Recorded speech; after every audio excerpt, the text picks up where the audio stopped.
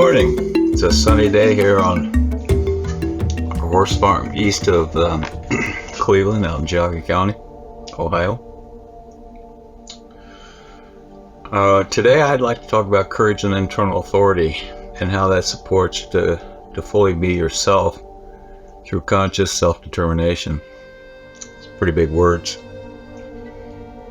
Something we often don't talk about. But if we're going to develop presence and true self-awareness, one of the things we have to begin to look at is how do we create the world that we're living in? And when we talk about presence, what does it really mean? Because we simply might not have thought about it. So what we're going to talk about today is internal authority versus external authority and a few other things I think might be useful for you. About a 5 to 10 minute video total. And hopefully it'll be useful for you and give you some insights. I created this chart to help me understand myself and realizing that we are always in a sense of self and a self of other. But what does that mean? And if we look at it from a point of view, are we self-determining or other-determining? We begin to get a sense of how fitting into day-to-day life is pretty complex, especially beings that we're trying to develop that internal sense of self and internal sense of other while growing up. And for some places, we get massive support for a clear sense of internal authority and therefore have a clear relationship with external authority, whereas others come from a more command and control or very difficult environment, which leads to their feeling a weak sense of self and they're afraid of external authority. And as a result, they live their life fully compliant with external rules and pressures to conform. And those pressures actually become internalized. We don't need somebody else telling us to do something. We're just afraid of guilt, shame, embarrassment, things of that nature. And as we go through, I hopefully will clarify how you can actually develop your own internal authority and yet live within the rules of society in a way that's compatible with who you are. To begin with, one of the things that's really important for us to realize, this comes out of many psychotherapeutic formulas as well as many spiritual traditions, but we are a series of creative adjustments to our experiences that leads to a general sense of ourself and our sense of others. From the day we're born, we have all of these experiences feeding us data, and our mind starts to formulate into what becomes our personality. And as a result of that, all of these creative adjustments leads to the rules, let's say, of engagement in life. And most of these are created throughout our life unless we've been blessed with somebody who supported us to create self-awareness. And that's part of the issue for us. Oftentimes we call it the midlife crisis. I call it the midlife correction, which is we suddenly realize all the rules that we've been obeying don't make sense anymore. It's not who I am. And as a result, you see a wholesale change. What I want to work with you is to show you how to do this in such a way that doesn't have to feel so abrupt or either or, and support you into creating the life you really want. So our sense of self, based on what we were saying, is the internal beliefs and values that support self-worth, sense of safety, and our orientation of who we are, of ourself, and to life in general. And so we often refer to our sense of self and in other ways, but I want us to look at it from a point of view of beliefs and values, because these are the unwritten rules in the unconscious that guide us in how we're going to behave, how we're going to be. And that ties directly into the second piece, which is the sense of other. Our sense of others is the learned behaviors of a sense of belonging, feeling safe, and how to function within any human system. So from day one, we're constantly engaged with our parents or whoever our caretakers are, the environment around us, and no matter how harsh or how loving. And in that process, trying to find a sense of belonging, feeling safe, and how to function within any human system.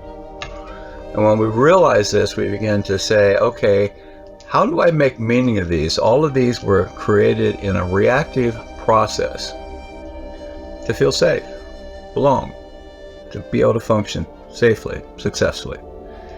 So the question is how do I do self-examination around that?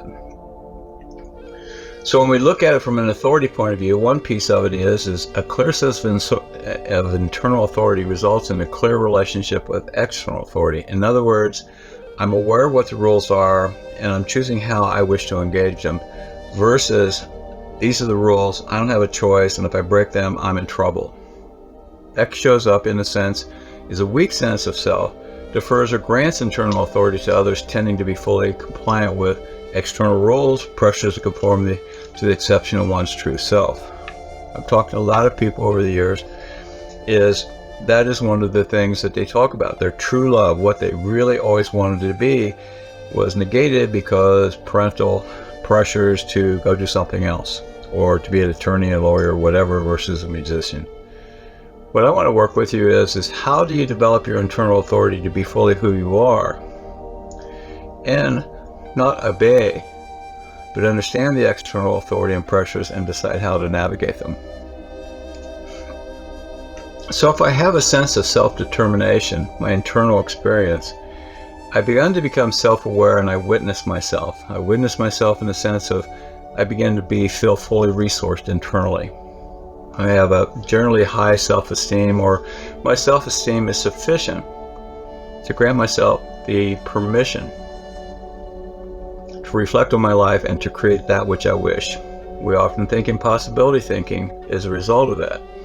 Instead of contingency planning, as some people do, is how do I avoid this and how do I avoid that, which is to avoid pain, agony, and distress. They're looking at possibility thinking. How do I create the life I wish to create?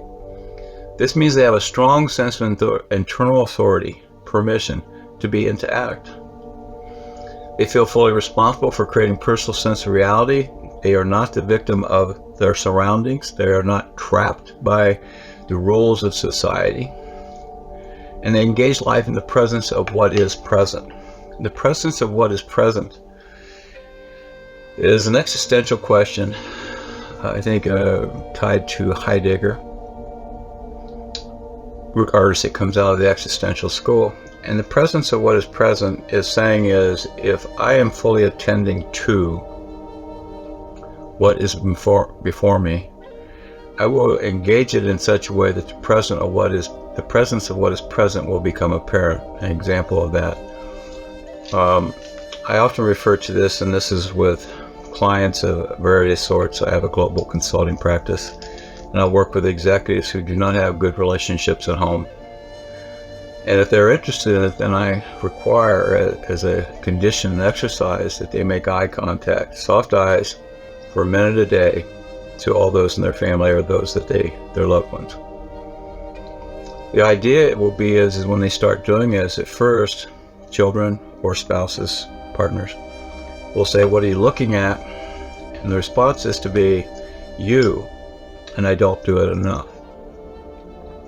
And do it every day for 30 days. One of my clients came back and told me that when he would get home by the end of the week, the kids would come, and the first thing they would do is get in his face to see if he was going to engage them with those soft eyes where their presence matched their hearts opened. And the impact of that is the presence of what is present became formidable and palpable in the moment, and as a result changed their entire set of relationships. So the sense of self-determination grants us the capacity to be more present if we decide to be self-determining. So self-determination with and through external forces shows up this way. We use external authority, the rules of society, to understand the pressures to conform without losing our sense of self. We understand external influences and how to use them for support in creating what's consistent with my internal definition of authority. Example of that, I'd worked in various organizations around the country, one of which was in the banking industry. I learned to do turnarounds because back in the 70s, when the savings and loan crisis occurred and the deregulation of all banking, it led to a near failure of the organization I was working in. And there was a tremendous amount of external pressure. Now, the external pressures I use, which is the rules of the federal regulatory agencies of how to be the bank we wish to be and still conform with the various regulations of what they called safe and sound organization. It's when I began to realize that same thing applies to any situation that you're in. What are those external influences? And how do you use them for support in creating what is consistent with yourself versus complying to avoid pain, agony, and distress? Juxtaposed to that is a sense of other determination. If I'm living, my internal definition is through the sense of other determination, others' beliefs that I have adapted. I tend to be confluent, hesitant, or afraid of life. I tend to have a low self-esteem, saying, well, I could never do that. I tend to be blind to options and choices. Often have feelings of hopelessness because we're not true to ourselves. When we're not true to ourselves, that's what happened. We begin to have the sense of hopelessness. And as a result, we fantasize. We idealize a better life, but rarely take any action. It's like anytime I feel stressed, I'll dream or daydream. And we often then seek approval through the road of least resistance with rare commitment to follow through.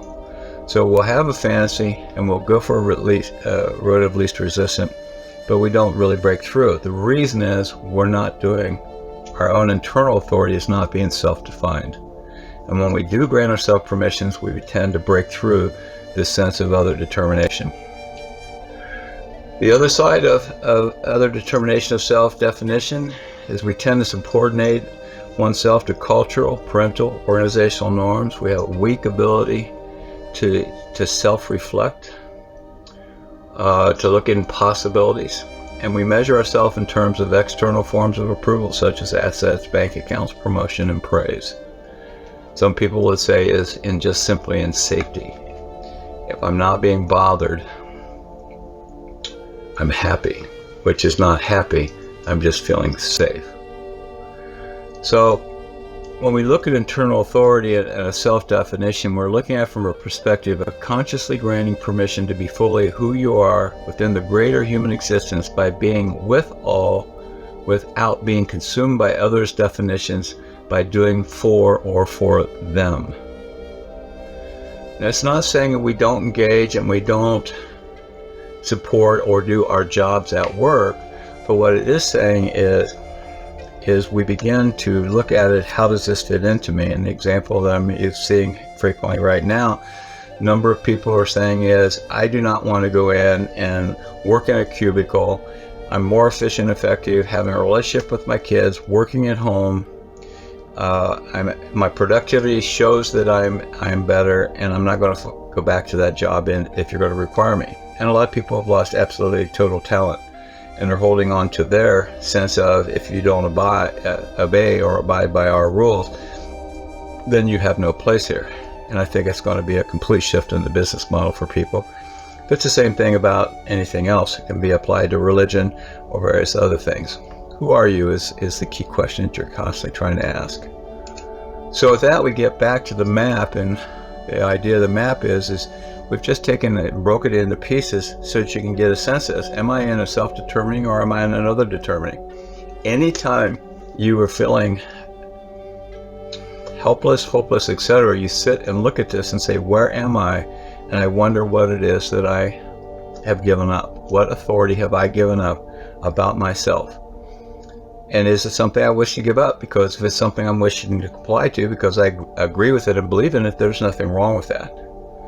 So I encourage you to think about it. It's not an either or, it's a both and. How do I be myself and fit within society to be happy and self-aware?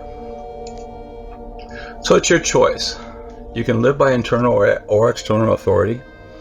And I just want you to think about some of the things we've talked about here, because the possibility for you to create more of the life you want has a sense of contentment, more of a sense of joy, feeling and being who you are.